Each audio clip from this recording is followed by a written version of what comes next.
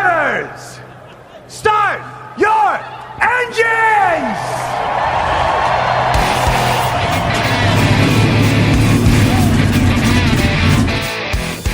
Pick the pace car! What for? Because you hit every other damn thing out there, I want you to be perfect!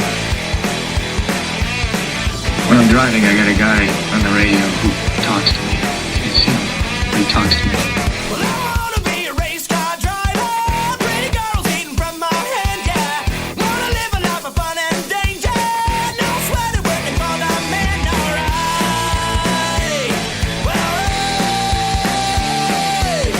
Well, I wanna be a firefighter. True leaded when the heat is on, yeah. Save a baby from the burning building. Take her home with the sprinklers on, alright. No, he didn't slam you, he didn't bump you, he didn't nudge you, he rubbed you. And rubbing, son, is racing. Hey race fans, welcome to the Whoobazoo Radio Network and welcome to Drafting the Circuits. My name is Frank Santoroski. I'll be your host for the next hour as we go over this past week in racing. Before we get into the conversation, let me introduce you to the panel I have assembled tonight. With me as always, Mr. Gray Warren from Richard Childress Racing. I've got Seth Eggert from Motorsports Tribune, my good friend, race engineer Richard Youden, and Christopher DeHarde from Motorsports Tribune. How is everybody tonight? Excellent. Good. Fantastic. All right, great to have everybody on. So, coming out of this week, we had NASCAR out at Fontana. We had some crazy stuff going on during qualifying that we'll get into, but the race was the Martin Truex show. People were wondering when he was going to get back to his winning ways, and he certainly did not disappoint, dominating the race, taking the stages, taking the win, followed to the line by Kyle Larson, a mere 11.8 seconds back. Kyle Busch, Brad Keselowski, and Joey Logano rounding out the top five. So, Seth Gray, you guys are our NASCAR guys. Let's dig into this race a little bit, and let's talk about this controversy in qualifying. Yeah, well, it was a somewhat controversial weekend as it ended, but yeah, we moved on to the final chapter of NASCAR Goes West for 2018, and we all look for more of the dominance that Kevin Harvick has shown the previous 3 weeks. Very good in practice he was, and kind of slipped up the last round of qualifying and ended up 10th, but still had a very strong car, and then had the 2 practices again on Saturday. So it looked like it was going to be another Harvick parade. And as the race took off, Harvick started making his way to the front and ran into a little bit of trouble.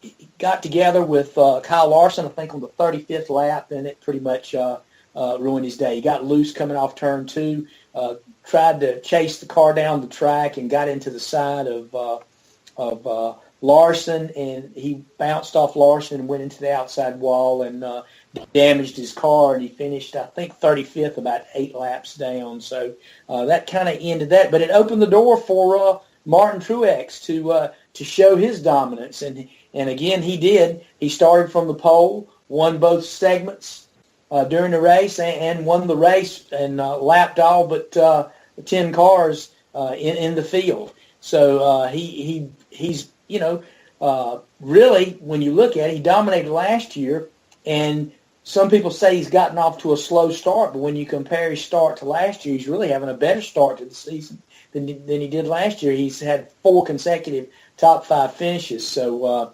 it seems that 78 team is beginning to hit their stride too. So we'll see what the next mile and a half that comes up is about 3 weeks from now, and that'll be Texas after the Easter break. So we'll see what it might be the Harvick and Truex show when we head out there. But going back to the controversy you talked about,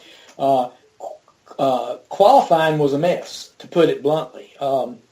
About 13 cars, I'm thinking, did not go out to participate in qualifying. They had trouble with the new optical system that NASCAR uses to scan and measure the race cars for various things. I think, correct me if I'm wrong, Seth, but all 4 of the Hendrick cars failed the inspection. All 4 of the Hendrick cars, Clint Boyer, Denny Hamlin, and A.J. Allmendinger, I want to say Chris Buescher as well, and about 6 or 7 others. A total of 13 did not get out to make an attempt. And mind you, out of 37 cars, only 12 passed every station on the first attempt through tech inspection. Yeah, and that set up what has become an issue in some of the earlier races where teams that failed. I know we go back to, I think we go back to Atlanta where Truex failed it 3 times and just gave up and decided not to go a 4th time, and it relegated them to a start at the back of the pack, where at that time he was able to start the race on sticker tires and made mincemeat out of the field and was probably inside the top 10 within 20 laps. And that raised the ire of a lot of fellow competitors when he was able to do that. So I think, too, with some of these tracks we go in a similar situation out at Fontana, because Fontana is one of the oldest surfaces that the Cup cars or NASCAR runs on. It still has the original pavement from when the track was built. So tires are very, very important out there. And these teams, by starting in the rear, really gave up nothing other than picking a pit position. They were going to get sticker tires, and I think a lot of the competitors who made it through inspection and attempted qualifying were pretty upset about it, because they're going to have, it's going to be 13 cars. Plus, I think those other 4 cars that didn't attempt runs in the wasn't it 4 that didn't attempt the... They're both front row motorsports cars. Yeah, didn't attempt the second round. I want to say Darrell Wallace Jr. for some reason. I think he did attempt, though. And I forget who the 4th one was. But 4 drivers didn't attempt because they wanted to save a lap on their tires to keep the freshness in their tires. And I want to say that was because they were anticipating the 13 that were going to be starting on fresh tires. Right. We're going to blow by them. and just a quick note on this, the first pass through in the tech inspection that these 24 cars failed tech, it wasn't just in the optical scanning station, it was in multiple stations. The second pass through, these 13 that never got a chance to attempt kept failing in the optical scanning station. And because of the sheer number of teams, some just ran out of time to even go and attempt a 3rd time.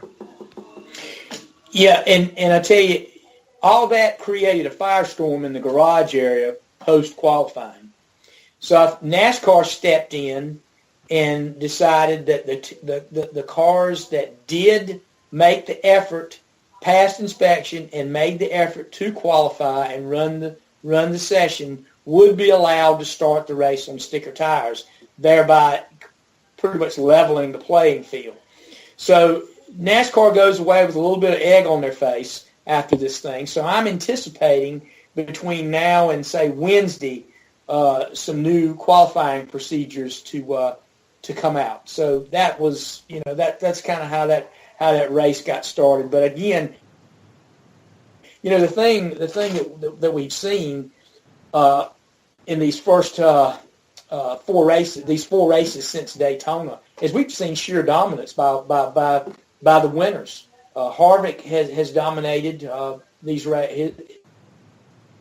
the races that he's won, and then Truex comes along and dominates this race. So, there's some other areas that NASCAR is going to need to look at if they want to level the playing field and see what's going on. Because right now, there's all kinds of rumors floating around the garage area, but all kind of shenanigans going on, and it's unfortunate that a lot of this stuff is going on because NASCAR's kind of created this situation to some degree, where these teams are having to go do these. And it's nothing different than hadn't been done forever in this sport. But really, with all the things, with all the effort that they make to level the playing field, that when, one or two cars can gain an advantage that is distinct, it's troubling for the sport when you look how the fans are going to react to it. So we'll just have to see what goes on. But one other thing that came out of that Friday mess is I learned something that Hendrick Motorsports, from what they said on TV, does not possess one of those optical systems. It used to be, it's called a Hawkeye, and what we refer to it as. And that, I was quite surprised that Hendrick, of all the organizations, does not possess one now. I know RCR has one. I know that Roush has one, and Joe Gibbs has one. But I was quite surprised when I learned that that Hendrick didn't have it. And I imagine Hendrick still has the same old optical measuring system that was the predecessor to the Hawkeye. I'm sure they have that, and it's a good system. It's very good. But you're not comparing apples to apples when you go to the racetrack, when you've scanned your car with one system and having to reveal it in front of another. So I don't know. And Richard, we made some comments over the weekend, texting back and forth about your opinion on how NASCAR has created this kind of firestorm. Yeah, I mean, it's partly to a lot of people's considerations that NASCAR have created a rule book that is too rigid, and obviously, people want to win. It's in the competitive nature. People want to do as well as possible, and if they remove the areas for teams to develop by having such a rigid rule book, then the only areas that teams can get through is by sort of manipulating the bodywork, for want of a better word, leaning on it in certain areas and maybe having a screw that isn't properly tightened down and all these sort of little shenanigans, as you like. And I think if they allowed teams to develop in certain areas and improve certain aspects of the car, you'd probably see a lot less teams, fail inspection. I mean, when was the last time you heard of a Formula One team failing inspection? There was obviously the scenarios where legalities of cars are questioned, but that's normally pretty quickly cleared up. You very rarely find somebody getting to the track and the FIA turning around and saying, that car's not valid. No, not since Colin Chapman died.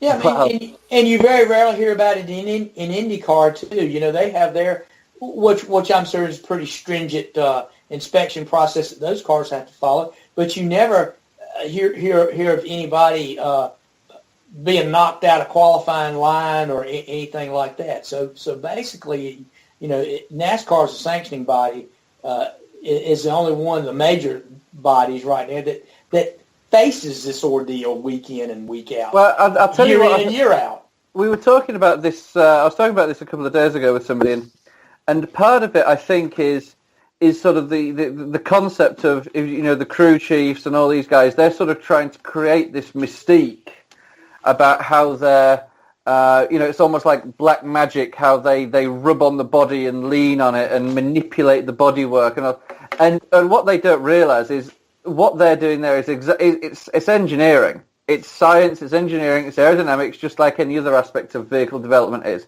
It's just not approved. It's not, people say, engineers are really, engineering's bad for NASCAR. Okay, fine, that's people's opinion. But what they forget is that, they say, I love it when a crew chief, leans on a body to change it. Well, that's engineering as well. They just don't realize it. Yeah, I mean, all this stuff that these guys do, it's been studied in the wind tunnel, and they have a plan. It's not something it's not something that they just, dream up and try.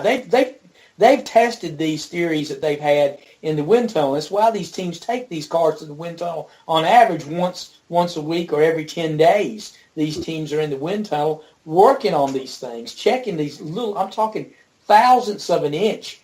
Yep. Work in. I mean, it's It is very scientific. I mean, these guys study the wind. I mean, that's as simple as that. Now, just one comment, Gray. You had said that Hendrick doesn't have a Hawkeye system. They're not the only major team that does not have a Hawkeye system. Furniture Row Racing does not have a Hawkeye system. Yeah, like I said, I knew of only 4 right now that I had heard, but I had assumed that of those 4 that Hendrick, would possess one. Well, my understanding is at least the ones that say RCR has and the 3 other teams have. My understanding was they were all bought by the RTA, the Race Team Alliance, and they're slowly but surely being sent out to each of these teams. Yeah. And, I can't speak to that. That's news to me. And my understanding is teams that don't have it yet are just trucking their cars over to another team that has it. Whether or not that's true, I don't know. I think they could probably carry it over to the NASCAR Tech Center. Yeah, I think Hendrick is close there enough. Too. Yeah. Oh, yeah, they are. They're just a few miles down the road. They could do that as well. And I drove past the NASCAR Tech Center today, and there was actually a Hendrick hauler driving in there as I passed. Okay, it could be. And I drove past there today too. I didn't see it, but.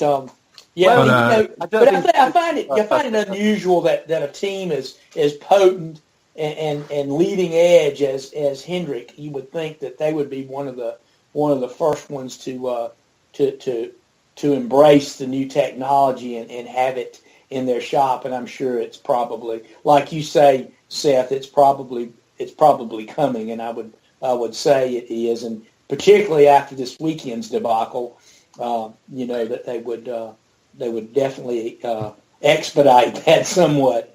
And on top of that debacle, in my opinion, NASCAR put their foot down on some of these shenanigans that the teams are doing with what they said in the Xfinity Series. If any of the Xfinity teams failed post or pre-qualifying tech multiple times, they didn't specify whether that was 2, 3, or more than that.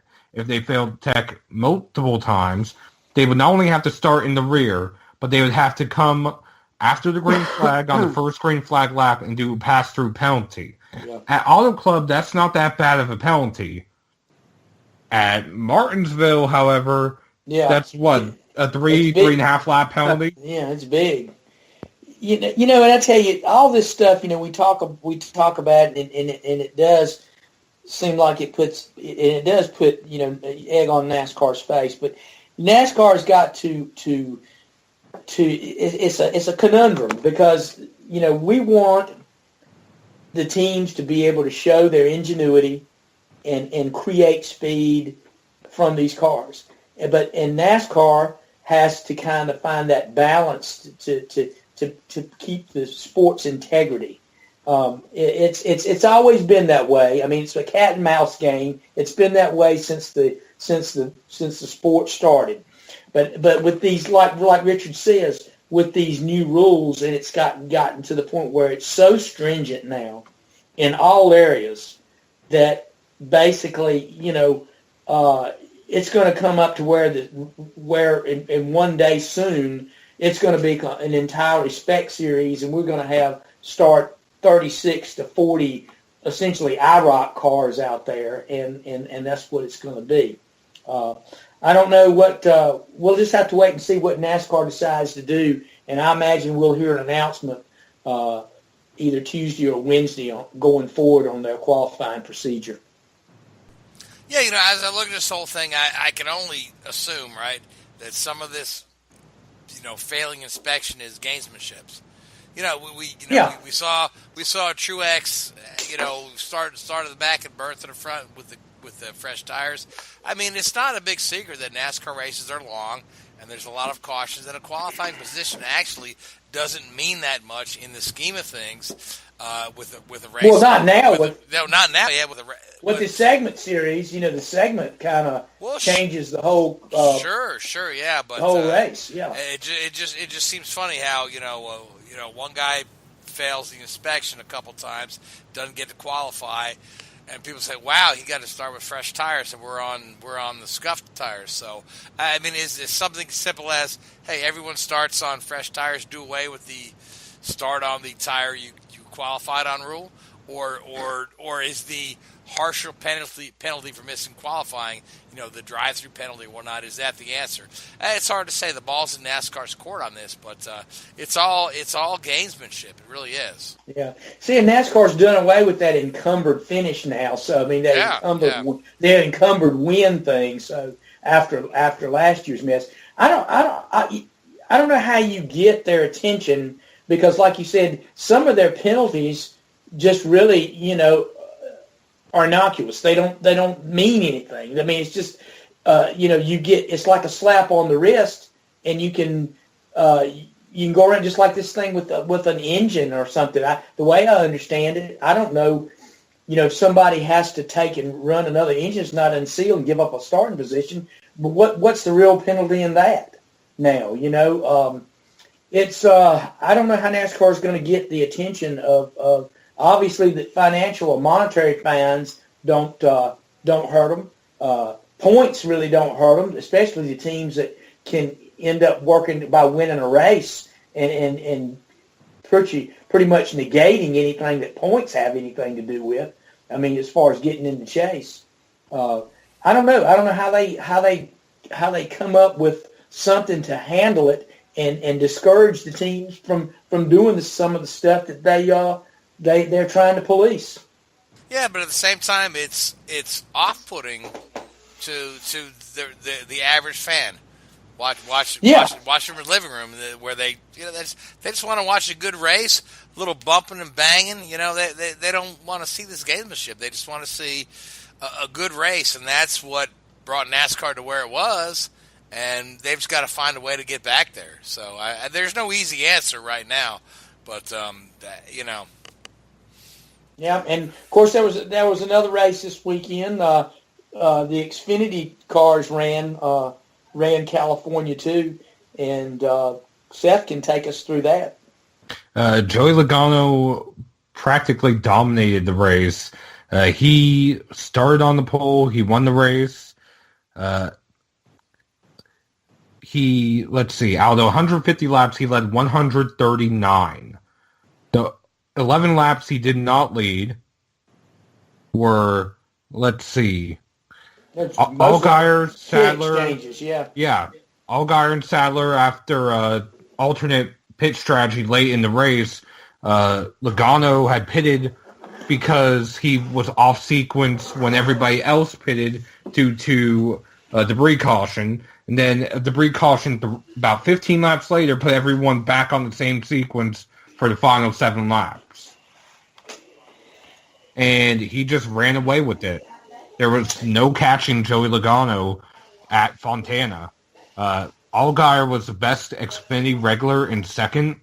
And the last time an Xfinity regular competing just for the Xfinity Series Championship won at Fontana was 2002 and Scott Riggs. How about that? Yeah. I didn't realize that. And that was a second win in a row for Team Penske in the Xfinity Series. Logano follows Brad Keselowski up his win at Phoenix the week before. That's correct. Otherwise, it was a quiet race.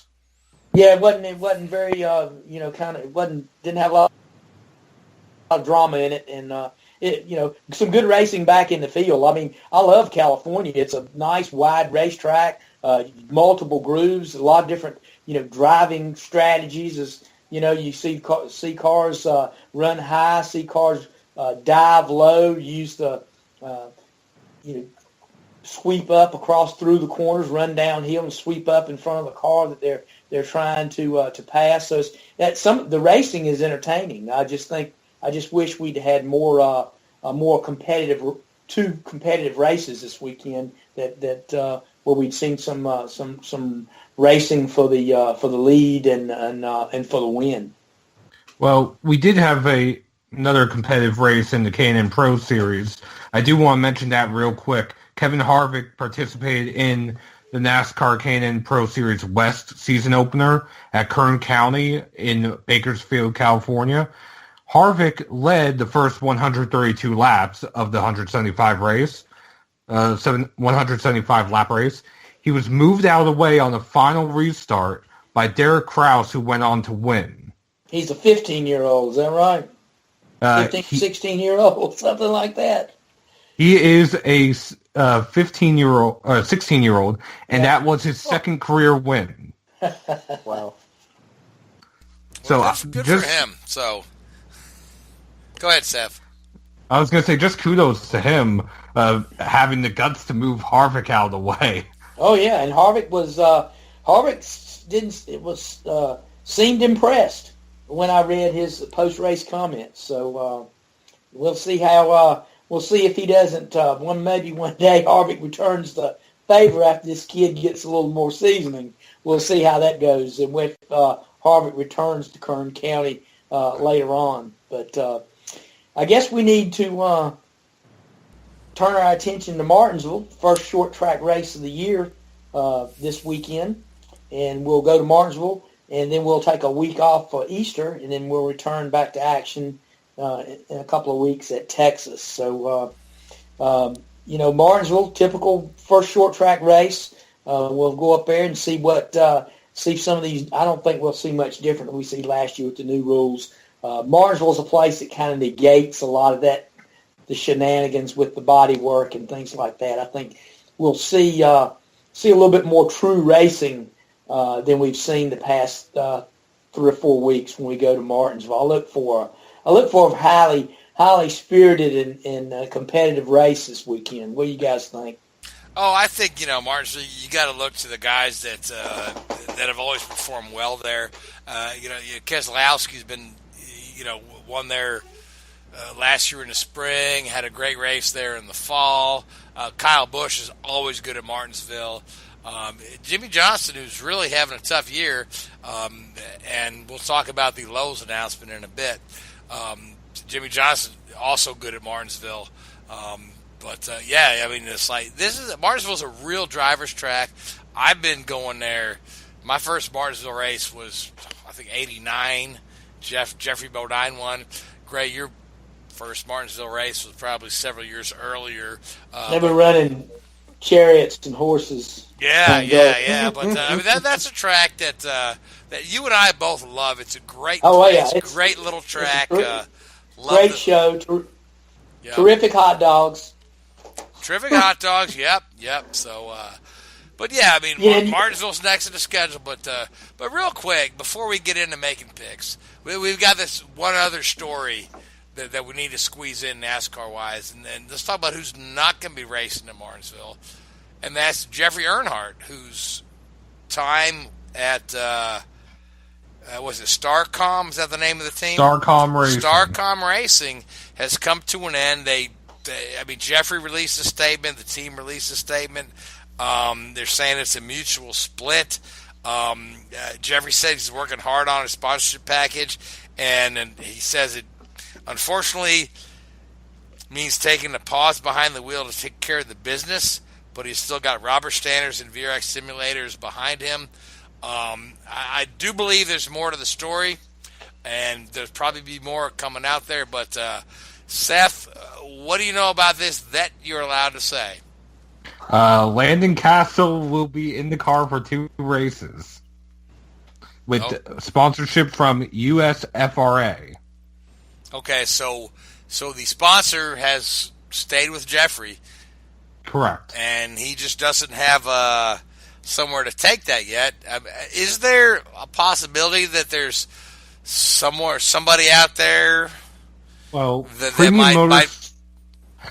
Premium Motorsports comes to mind because they're typically have a variety of drivers in both their number 15 and their number 55.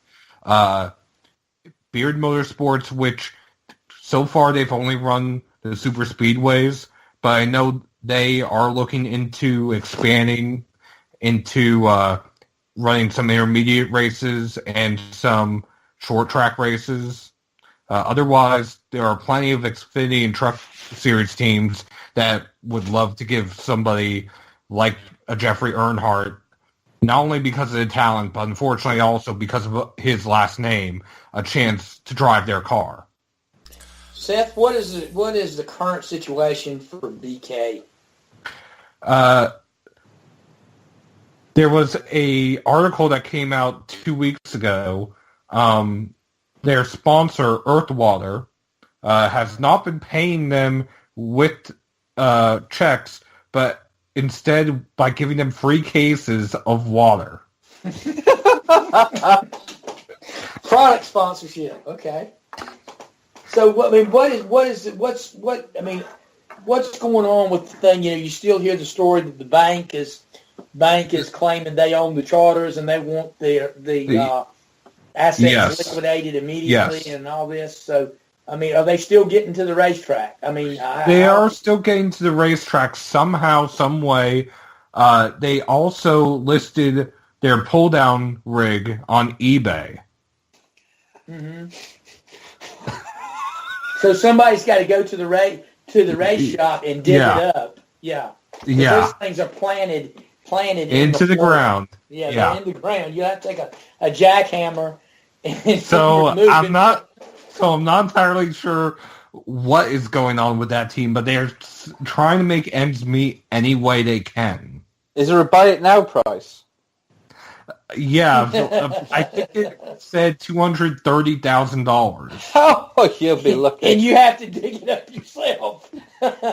Yeah, pull down rigs aren't cheap, but they're not that expensive. Well, for those of you keeping track, go ahead, Chris. For those of you keeping track with drafting the circuit's drinking game, the first drink was taken when Gray mentioned the phrase encumbered finish, and the second time was when Seth mentioned that a racing team was selling something on eBay.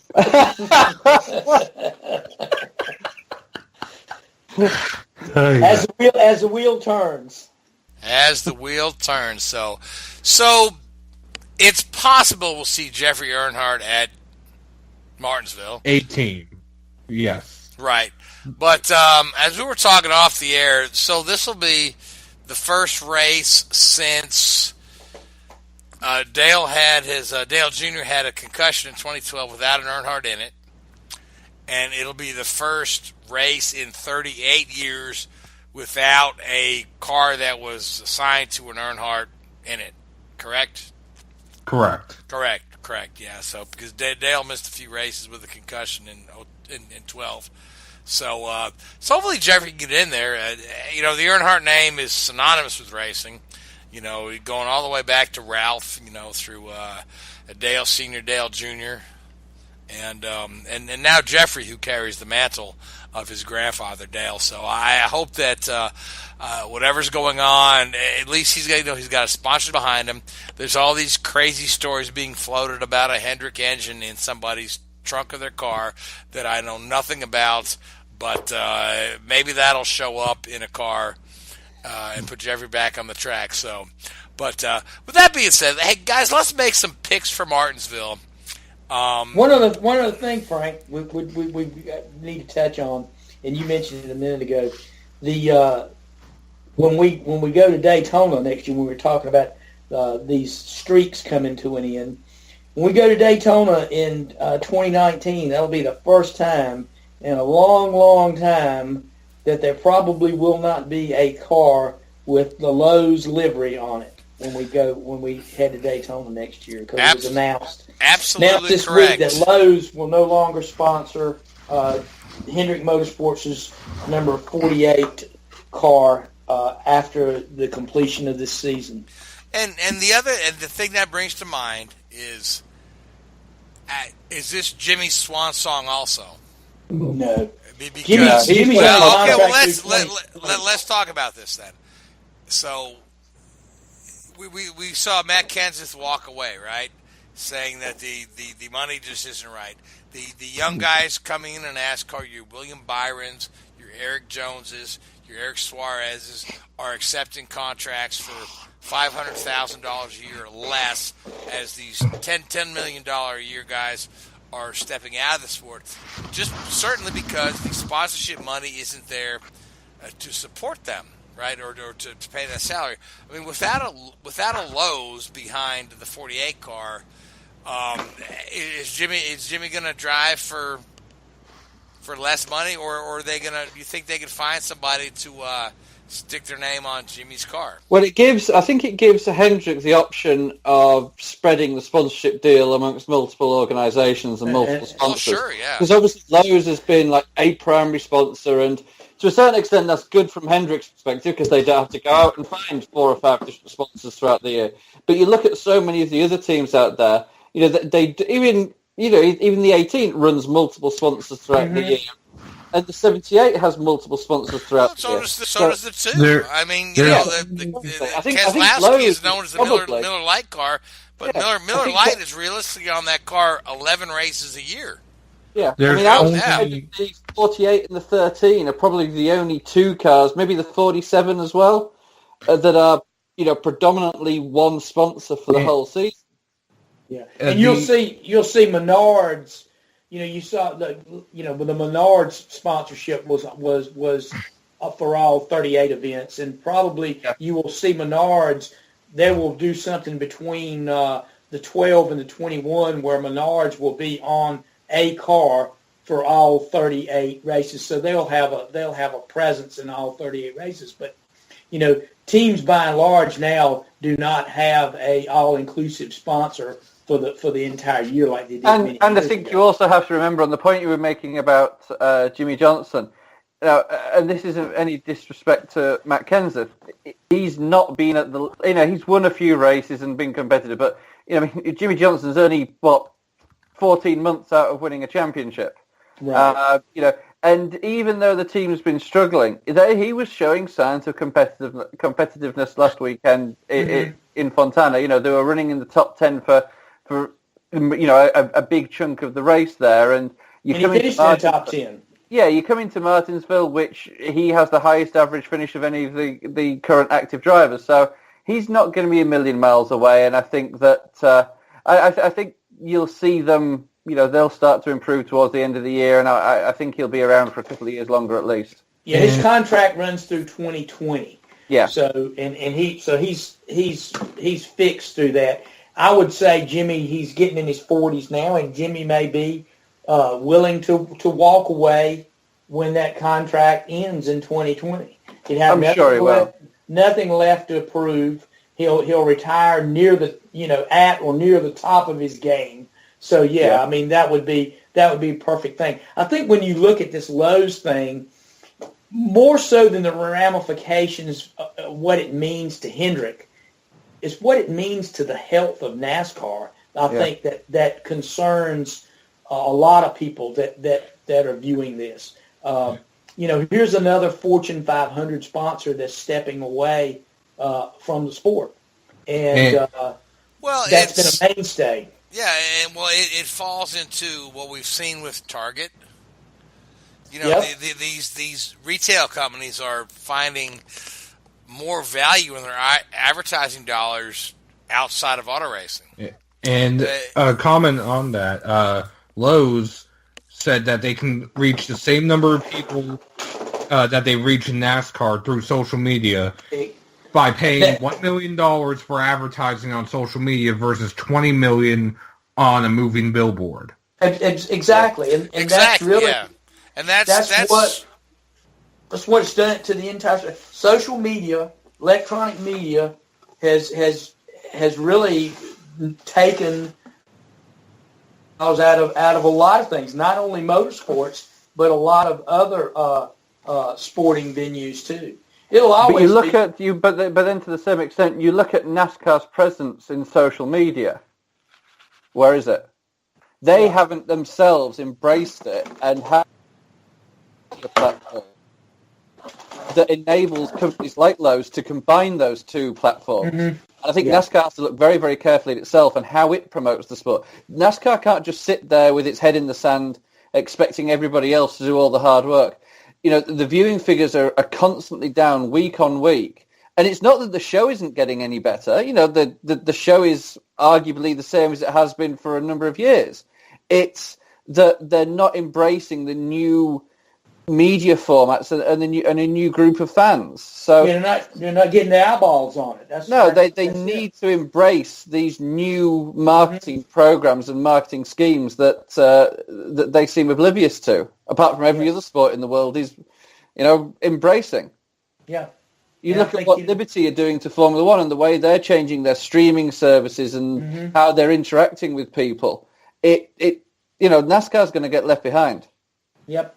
I think you hit the nail on the head, and I think too, I think IndyCar has been down this road, and Chris can speak to that in a bit, but they've been down this road before too, where they've had some of the big name sponsors kind of abandon them, and they kind of evolved into it, and I think we're going to see some come back to IndyCar, because IndyCar, I think, working with Verizon has kind of embraced some of the technology. I don't know what they'll do going forward, but we're going to probably talk about a new TV contract coming up later in the program. So that's it's something not only that NASCAR's facing, all of motorsports is facing it, but you're right, NASCAR has really got to take a long, hard look at what they're doing to essentially, like you said, not get left behind.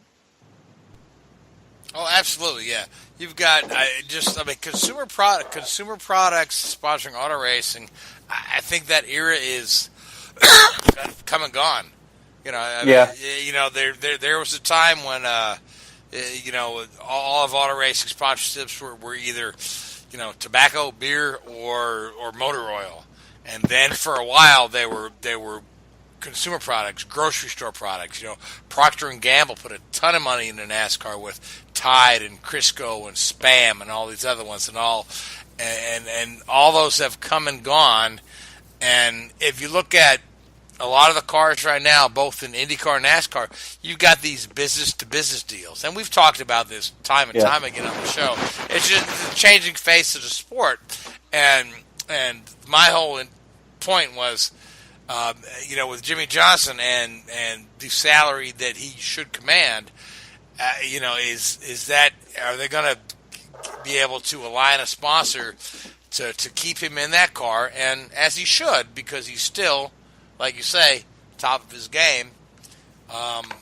His contract is still through 2020. Well, so certainly, but right, and they will attract enough sponsors. They'll put enough sponsors together to handle his contract. Now, that's probably not going to work toward re-signing. We're only looking at 2 years to 2019 and 2020 to finish out that current contract. So I don't, obviously that's the last big contract that he'll sign, obviously. But I think, I think it's going to be the last big contract in NASCAR. Oh, sure, and probably, Because they may restructure. There may be some, behind the scenes restructuring that you and I will never know about that could go on. And we saw that with Kurt Busch this past season. Yeah, and I'm sure Keselowski probably restructured his contract at Penske. I heard don't quote me on this. Don't know that it's the truth, but I've heard that some of that went on too. But they probably kept that close to the vest, and I'm sure it's gone on in other teams too.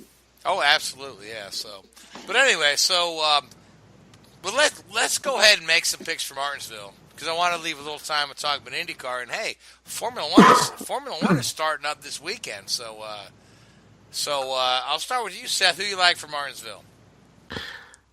Kyle Busch. All right, that was quick. Gray? I'm gonna say Jimmy Johnson gets well this weekend. All right, Jimmy Johnson needs to get well. Richard?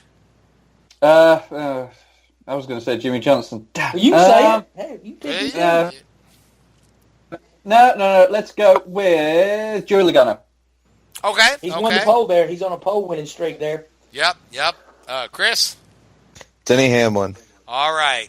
And I like Brad Keselowski. So what about for the race? Huh? What about for the race? Yeah, I like Brad Keselowski for the race. Sorry. Okay. Richard, you're a bad influence on me. I tell you.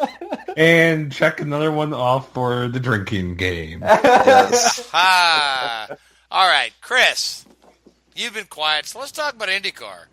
So we've got Open Test coming up at Barber this week.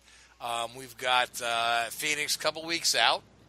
But let's talk about this crazy story that was floated on Twitter. So to make a long story short, there was a tweet from a Atlanta-based ABC affiliate, and I believe it was the weatherman or the anchorman of the local news. Weatherman in Macon, Georgia. Macon, Georgia, yep. So put a tweet out there, and he attributed this quote to ABC, said, from ABC TV, just to inform you, this will be our last year covering the Indy 500, and it's been a great ride, and, you know, yada, yada, yada. So it didn't come from ABC. The guy said it came from ABC. But then again, you know, we know that the TV contract is up for renewal, and the announcement is impending pretty soon. So do you think this is something that this guy leaked unintentionally? Do you think it's something that he did to drive, you know, Twitter views to his page? Do you think it's real? Because most folks around here feel like the contract is going to NBC and ABC /ESPN /Disney is, you know, on their way out. So is this just a clever ruse by somebody, or what do you think? How much legs do you think this story has? Well, given the wording of it, I can see it being true. The only problem I have is, you know, why would a random, you know, weatherman in Georgia, you know, be the one to tweet this? I'd want to know who else got this memo. Was it a different? Was it a company-wide memo, or maybe he went to the affiliate winter meetings? Yeah. I know. I gotta wonder. Did this? Would they say, "Oh, this is for your eyes only"? He goes, "Well, let me tweet it." Yeah. You know? I thought the source was strange. You know. A weatherman, and of course he deleted the tweet soon after. Yeah. So Somebody reamed his ass for it. Oh yeah, I'm wondering if someone check his LinkedIn page to see if he has a job right now. I hope it goes to NBC. I mean, I know some people are saying, you know, oh, it's a terrible thing. It goes away from ABC. Can someone point me to the direction of when the last time they had a good broadcast was?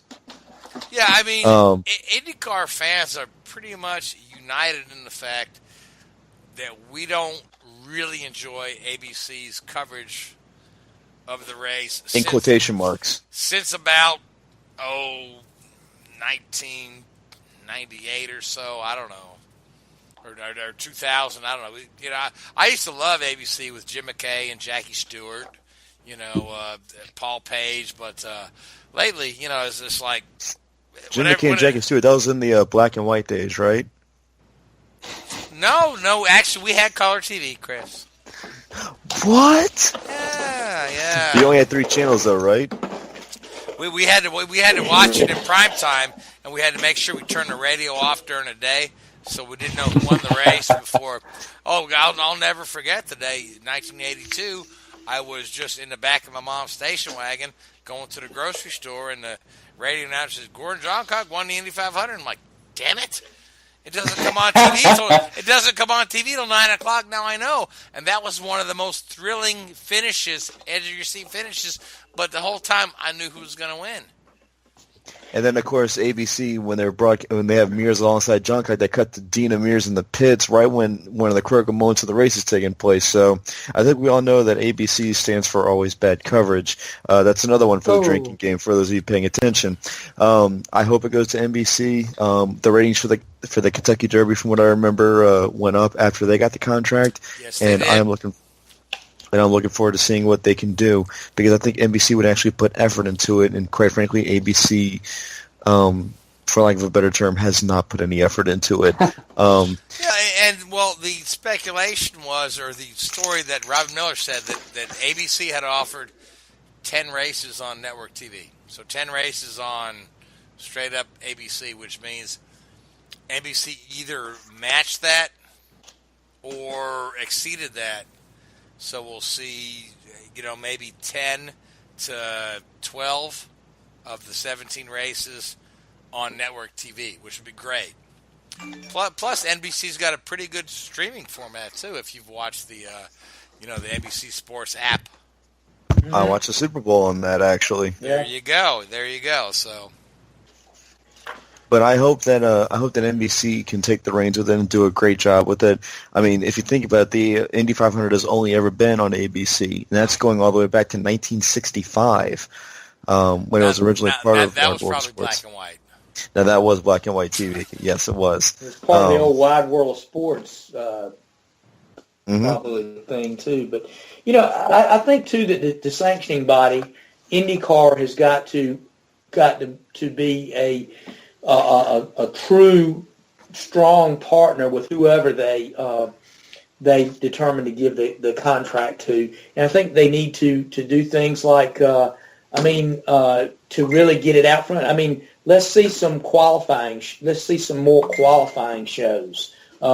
Possibly one of these magazine shows, weekly magazine shows, where you can get the news around the IndyCar circuit. Obviously, NBCSN has that platform that they can do it on.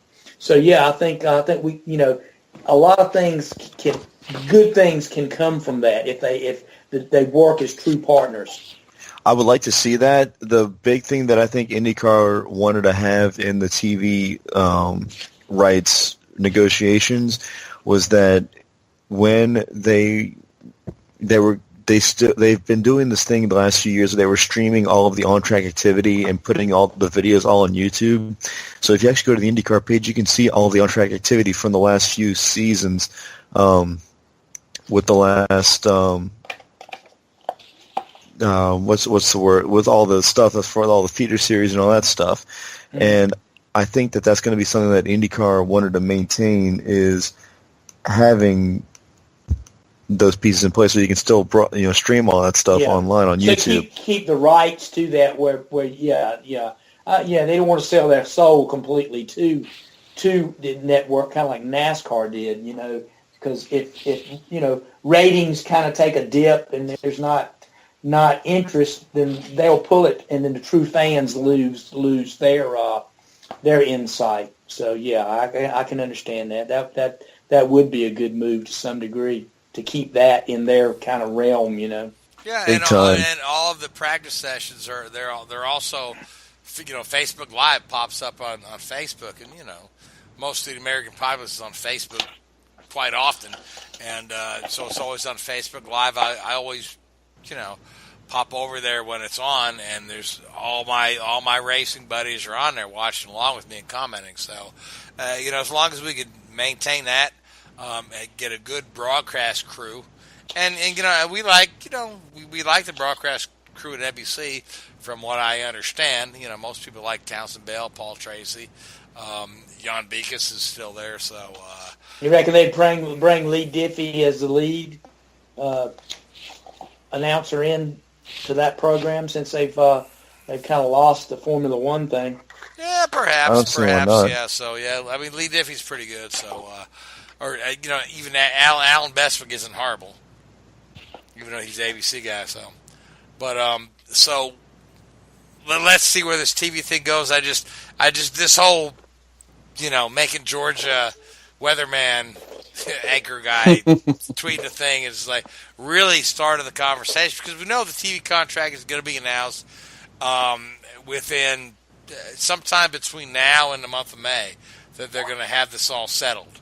And let's just keep our fingers crossed that whatever it is benefits IndyCar. IndyCar has shown growth over the last couple of years.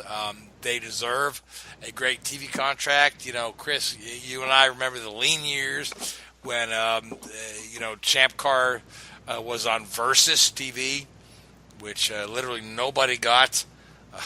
So let's just see how all that pans out. And with that in mind, heck, I was watching real quick, if I may. I was watching the '93 kart race at Phoenix earlier today with a few buddies of mine over the internet, and they interviewed Mario Andretti, and they barely had a chance to give him not even 2 minutes when he got out of the car, because they had to go to whatever thing they were doing next. So, and that was 25 years ago.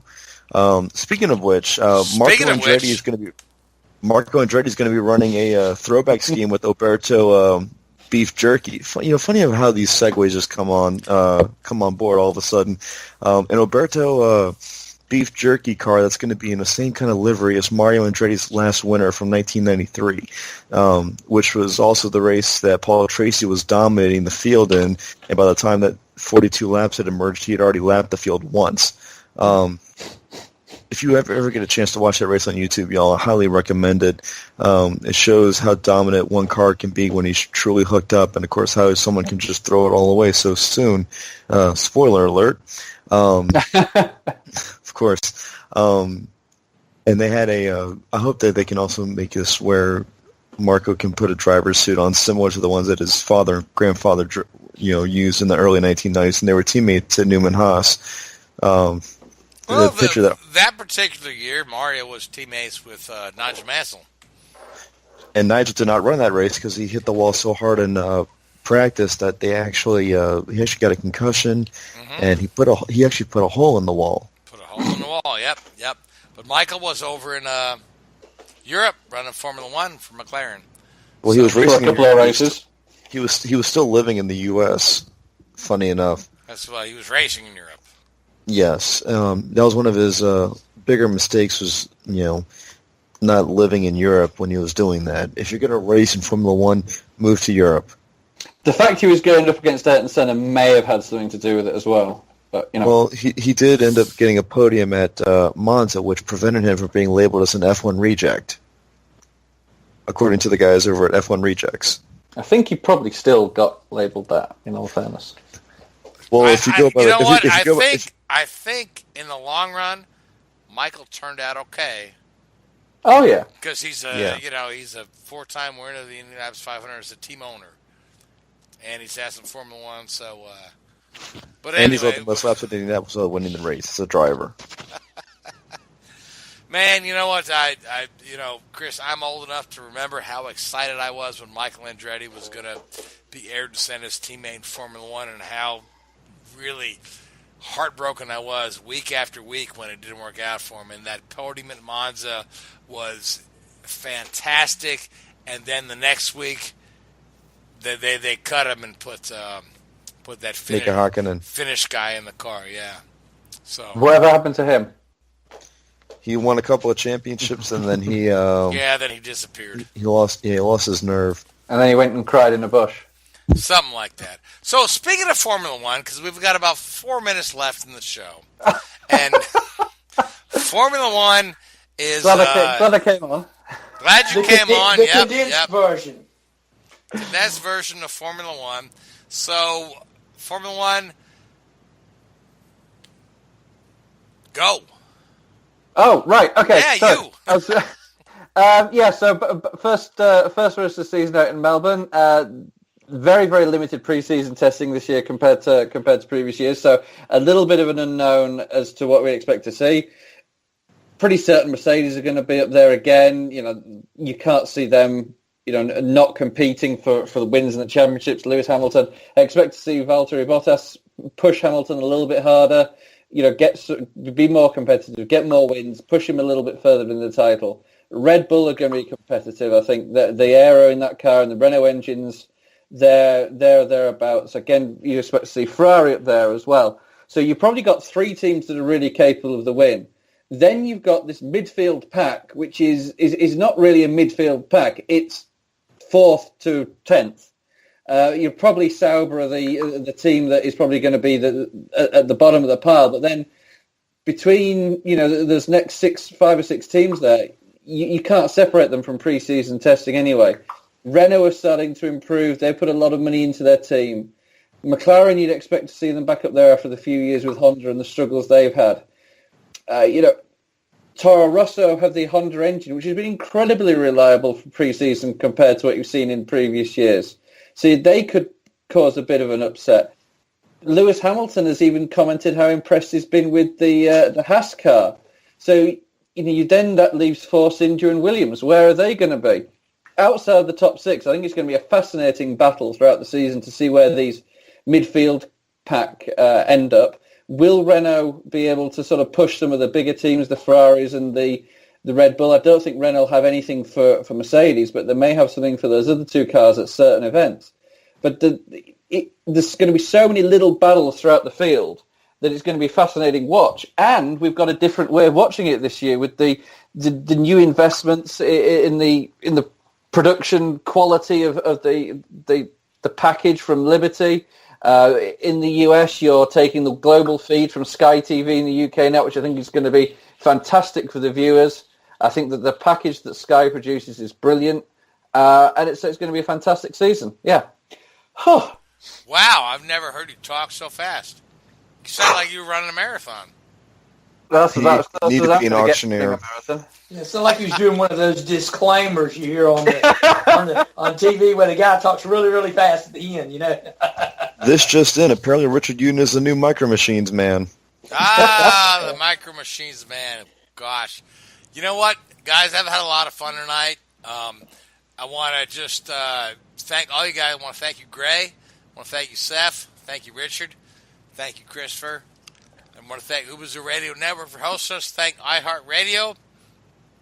Christopher, you're saying picks? We already did our picks. Formula One. Oh, picks for Formula One. Okay. Really quick, picks for Formula One. Vettel. Okay. Gray? Hamilton. All right, Richard? Bottas, okay. Seth? Raikkonen. Okay. I'll pick... Keselowski. No, no. Lance Stroll. Hulkenberg. Okay. Don't ask me why, but I won't pick Lance Stroll. So, anyway, guys, again, thanks to the Whoobazoo Radio Network for hosting us. To all you listeners that tune in to listen to our nonsense, thank you so much. We appreciate you guys tuning in every week. Have a good night. We'll talk to you next week. WHOOBAZOO, that's Whoobazoo.com. Enter website.